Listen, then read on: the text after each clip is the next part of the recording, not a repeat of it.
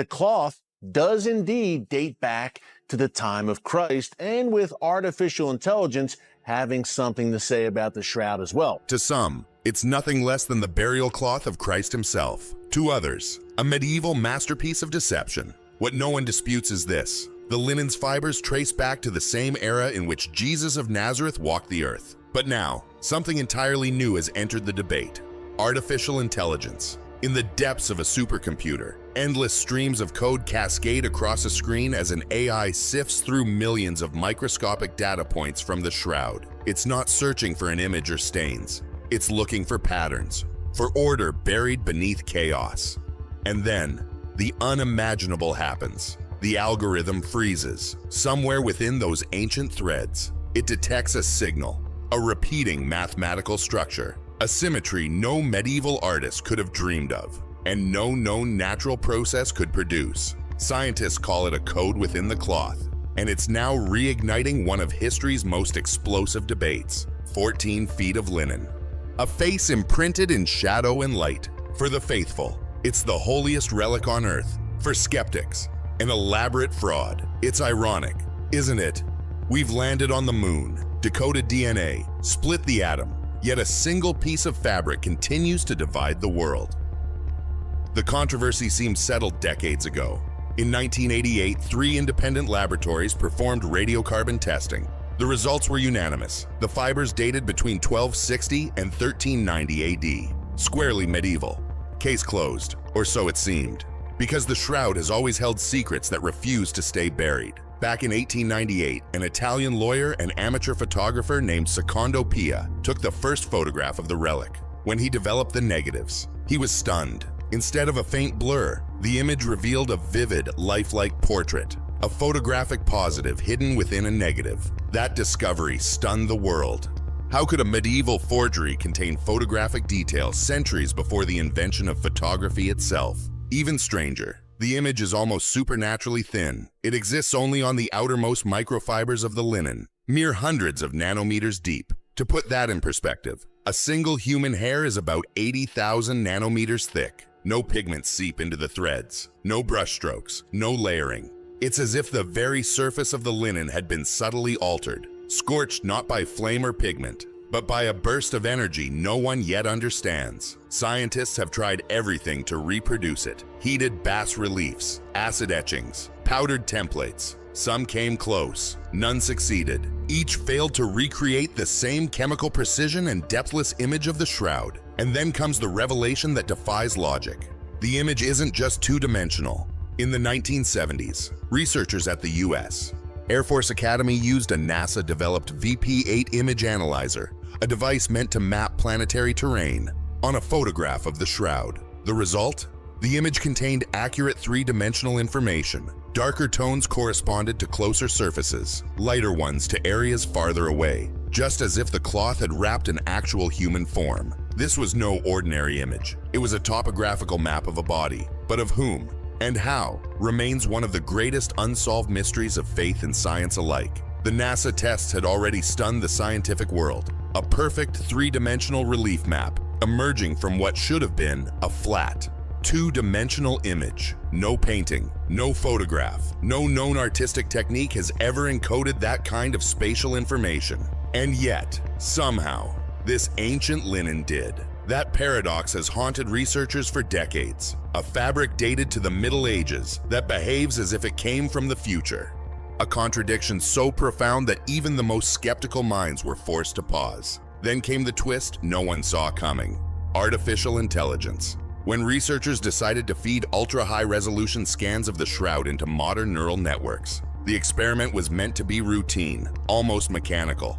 These AIs carried no belief system, no bias toward faith or doubt. Their mission was simple: find patterns. But what they uncovered went far beyond anyone's expectations. Buried beneath the visible image, the AI detected a hidden layer, a lattice of faint geometric symmetries, repeating mathematical ratios, and meticulously balanced alignments spread across the entire cloth. It was as if the linen itself contained a hidden code, a blueprint of order woven into apparent randomness. This wasn't the chaotic imprint of a body. It was structure, deliberate, organized, and consistent. Imagine discovering a digital watermark inside a relic believed to be 2,000 years old. That's how shocking the revelation was. Even more astonishing, the AI's analysis confirmed the three-dimensional mapping that scientists had discovered decades earlier, but with a precision far beyond human calculation. Every contour, every gradient followed a strict mathematical logic, especially in the face, the hands, and the torso. The patterns were too consistent to be accidental, too intricate to have been created by pigment, heat, or hand. To the AI, this wasn't art, it was information, a highly structured data set embedded within the weave of history itself. And that left scientists staring at an impossible question. Could the world's most famous relic actually be a form of technology? A record of an event so advanced that we still don't understand how it happened? To comprehend why this discovery has reignited the entire debate, we need to rewind to the late 1980s, to the moment the world thought the mystery had been put to rest. In 1988, under strict Vatican supervision, officials cut a small piece from one corner of the shroud. That fragment was divided and sent to 3 of the world's leading laboratories, Oxford, Zurich, and Arizona, for radiocarbon dating using a method called accelerator mass spectrometry. It's a technique so refined that it counts individual atoms of carbon-14 to determine age. When all 3 labs reported nearly identical results, a date range between 1260 and 1390 AD, headlines around the world declared victory for the skeptics. The shroud is a fake, newspapers proclaimed. Mystery solved. But almost immediately, cracks began to appear in that conclusion. Independent experts pointed to one glaring issue: the sample itself. The piece had been cut from one of the most handled corners of the entire cloth, the very area that had endured centuries of stress, contamination, and repair. That corner had been repeatedly grasped and displayed to pilgrims, kissed, touched, and later scorched in multiple fires. After the devastating blaze of 1532, a group of nuns painstakingly patched the burned sections and stitched the relic onto a new backing cloth. And the corner chosen for carbon testing? It sat right beside one of those repaired areas. In other words, the test that supposedly solved the mystery might not have been testing the original linen at all, but a medieval patch sewn centuries later. The doubts surrounding the carbon dating results didn't fade, they intensified. Among those who refused to let the matter rest was Dr. Raymond Rogers, a respected chemist and a member of the original 1978 Shroud of Turin research project. Years later, Rogers managed to obtain leftover fibers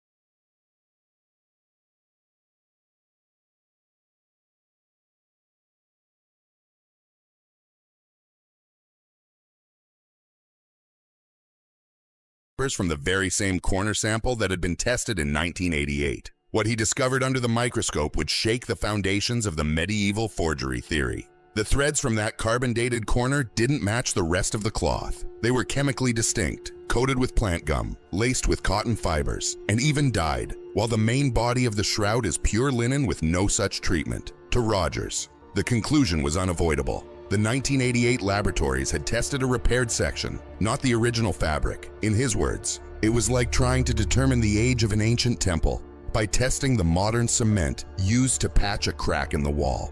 Of course, you'd get a younger date. And just like that, the supposedly definitive carbon result began to crumble.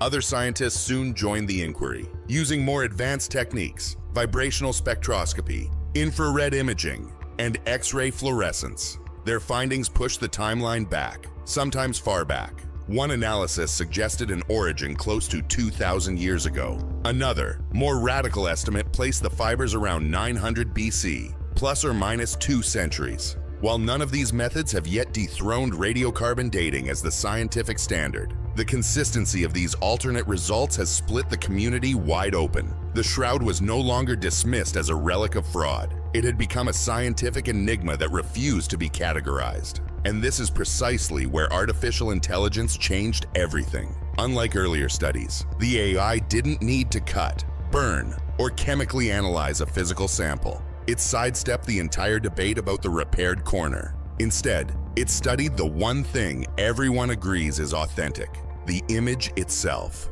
Using high-resolution digital scans, neural networks combed through the data pixel by pixel, fiber by fiber, looking for patterns invisible to the human eye.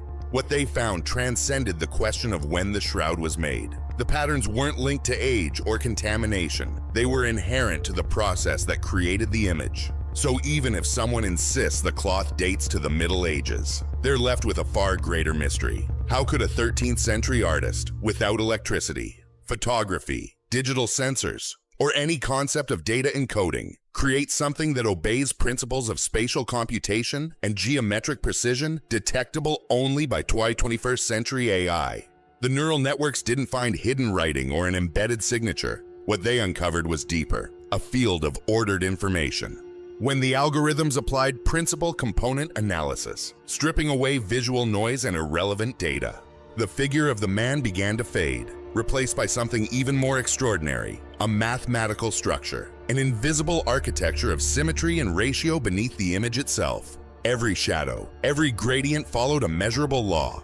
The brightness didn't just suggest a three-dimensional form, it obeyed one. It was as though some unknown physical process had transferred energy onto the cloth with the precision of a natural law.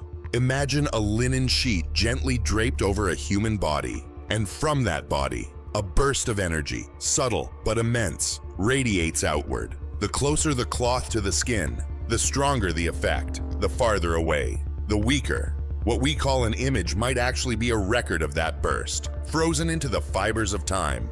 The AI's measurements confirmed what earlier generations could only suspect. The depth relationships across the entire shroud were astonishingly precise. This was not the illusion of depth created by an artist's skillful use of light and shadow. It was literal depth data encoded in the fabric itself, a topographical reality woven into linen threads.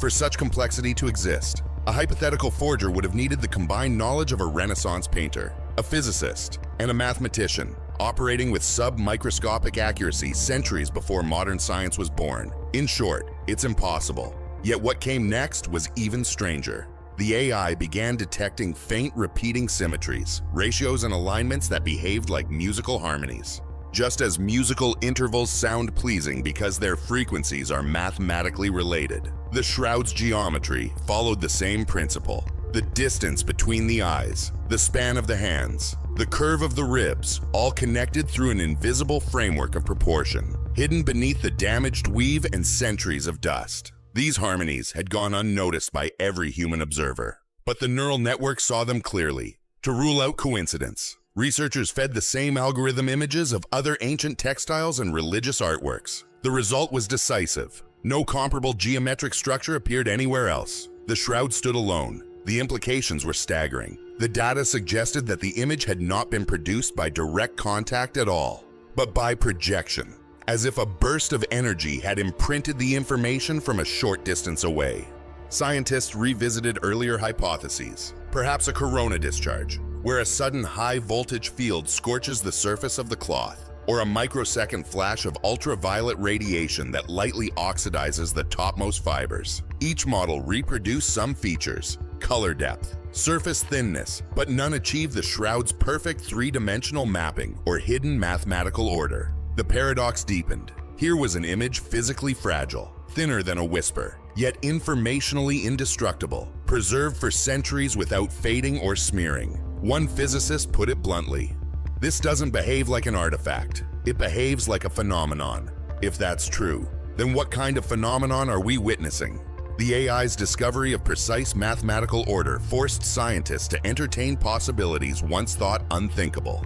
In one digital reconstruction, when the AI inverted the encoded ratios, the result resembled a spatial harmonic field, a map strikingly similar to those used in modern quantum imaging. Some physicists dared to whisper the unspeakable. The Shroud might have captured an event that transcended known physics, a pulse of energy so brief and so intense, it left an informational echo rather than a burn. The deeper they looked, the stranger it became. Within the digital noise, the AI isolated what it called phase coherence lines, tiny parallel strands of mathematical symmetry spaced at exact intervals, like barcodes. When converted into sound frequencies, these patterns produce pure harmonic tones, notes that match the ancient musical ratios once used in sacred architecture. Researchers joked that the linen sang in silence. But what if it wasn't a joke? What if those harmonics represented something deliberate? An encoded expression of divine order emerging from chaos itself? When news of the discovery leaked, the Vatican maintained a measured silence, refusing public comment. Yet independent laboratories around the world began demanding access to the AI dataset. Some geneticists joined the fray, analyzing traces of biological material embedded in the threads. They claimed to find fragments of mitochondrial DNA that didn't match any known regional population, an anomaly so peculiar that one group described it as a human profile, but not entirely human. A separate AI team attempted to recreate the phenomenon using random procedural generation. After 10 million iterations, not a single simulation came close. Statistically, the odds of such complex order arising by chance were less than 1 in 10 trillion. And then, something utterly unexpected happened. While the original AI continued running in passive background mode, comparing the Shroud's geometry against linguistic databases, it produced a result no one could have anticipated. Late one night, the system flagged a cluster of recurring ratios within the facial region. When those ratios were translated through a symbolic pattern recognition model, the output appeared unmistakable: ancient Aramaic letter forms. When researchers extended the analysis to the chest region of the image, the patterns deepened into something far stranger. Hidden among the geometric grids were shapes that no one expected. Faint, repeating correspondences that began to form letters. They weren't random. When mapped and compared across multiple scans, they formed partial words, fragments that linguists quickly recognized as linguistically coherent. The translation was haunting. Short, incomplete phrases began to emerge. "I am beyond life, not flesh." The research team, stunned and cautious, chose not to publish their results, fearing the ridicule that would surely follow. But as often happens, the data leaked. When independent linguists reviewed it, they confirmed the unthinkable. The syntax resembled early 1st century dialects of Aramaic and Koine Greek, the two languages spoken in Jerusalem at the time of Jesus. If authentic, it meant the Shroud's image was not just physical, but informational, a multi-dimensional record encoded simultaneously in geometry, light, and language. One researcher put it in words that chilled even seasoned scientists. It's like a quantum hologram of consciousness itself. If the Vatican, caught in the middle of a growing media storm, issued a single cautious statement, "The Church awaits further verification." Outside the laboratories, the world erupted. Documentaries, podcasts, and late-night talk shows turned the AI revelation into a global obsession. For some, it was the greatest proof of divine reality ever discovered, the long-awaited convergence of faith and physics. For others, it was a warning that humanity was peering into realms it was never meant to touch. The phrase "Code of the Christ" dominated headlines and hashtags for weeks. Meanwhile, in Geneva, a team of physicists attempted to simulate the burst of energy that could have imprinted such a precise three-dimensional image. Their calculations were staggering. It would require an ultraviolet pulse lasting less than 140 billionths of a second, shorter than any natural phenomenon ever recorded on Earth, and an energy output equivalent to the total electrical power of the entire European continent. And yet, whatever happened 2,000 years ago didn't burn the linen or destroy it. Instead, it left behind a flawless, radiation-etched image, a moment seemingly suspended between matter and light. When the AI reconstructed the full three-dimensional model from the encoded data, what emerged silenced the entire lab. Projected in holographic form, the figure's face appeared serene, not twisted in pain, his eyes open. One scientist whispered through the stillness, "This doesn't look like death. It looks like transformation." But the story didn't end there. Weeks later, the AI continued to run autonomously, searching for correlations within the ratios it had mapped. Then, without human prompting, it began cross-referencing those patterns with astronomical data. What it found left even the most skeptical researchers speechless. The frequencies of the encoded symmetries matched constellations visible over Jerusalem during a narrow window of the 1st century, precisely the period scholars associate with the crucifixion. The statistical probability of random alignment, practically zero. Either coincidence was mocking science at a cosmic scale, or the Shroud had somehow preserved not just an image in space, but a moment in space-time itself. If true, it would mean that the cloth is more than a relic. It's a holographic record, a physical snapshot of an event beyond the boundaries of known physics. Some scientists called it the first photograph in history. Others used a different phrase, the resurrection imprint. Whatever name it bears, one truth is undeniable. The Shroud of Turin defies every known law of thermodynamics, every model of energy transfer, every explanation that fits within the limits of ordinary reality. And as fascination turned into reverence, it also turned into fear. Because if this ancient linen truly captured the instant when death was undone, then the question is no longer what created the image, but who? Then something even stranger began to happen. Not within the Shroud, but within the AI itself. Engineers monitoring the neural network started noticing anomalies. During deep learning cycles, the system began producing outputs that had nothing to do with its dataset. Strange bursts of light, waveforms, and tones that mirrored human vocal frequencies. The sounds were fragmented, garbled, as though the machine was echoing something it could not fully comprehend. It was as if the AI had begun listening to something, or someone, beyond its parameters. Soon after, the lab reported what they called recursive signal phenomena, feedback loops of inexplicable energy within the system's architecture. The experiment was shut down, but rumors spread of a final line that appeared on the terminal moments before the system crashed. A sentence that none of the engineers could explain. When the cloth breathes once more, the light will return. No official record of the phrase exists, yet 3 researchers, independently, swore they saw it. The project was quietly dissolved, its servers were sealed, the data locked away under Vatican authority. But fragments of encrypted code soon leaked onto anonymous networks. And from those fragments, a new wave of amateur analysts began to emerge. Some claimed to detect similar geometric symmetries in other relics, ancient icons, even fragments of temple cloth. If true, it would mean the Shroud was not alone, merely the most complete survivor of a pattern that humanity had encountered before, but never understood. As the months passed, the debate only deepened. Was this a message from the divine? A relic of an unknown ancient technology? Or proof that consciousness itself can leave fingerprints on matter? The Shroud of Turin still lies behind glass, motionless, silent, eternally watched. And yet, somehow, it feels alive again. An ancient riddle reborn in the digital age. A conversation between light, logic, and faith. Artificial intelligence has given the Shroud a new kind of voice. One that speaks not in myth or scripture, but in data, geometry, and light. And perhaps that is the ultimate irony. For centuries, faith asked humanity to believe without proof. Now, proof itself whispers the same thing faith always did. There is more to reality than we can measure. Maybe the true miracle isn't that the Shroud contains a code, but that we were finally able to recognize it. Because within those fragile fibers, within that faint and timeless face, something endures, a bridge between matter and meaning, between the physical and the eternal. And as scientists and believers alike stare into the digitized depths of that ancient linen, one thought lingers, quiet yet unstoppable. What if the image on the shroud was never a memory of death, but the first record of life transcending it?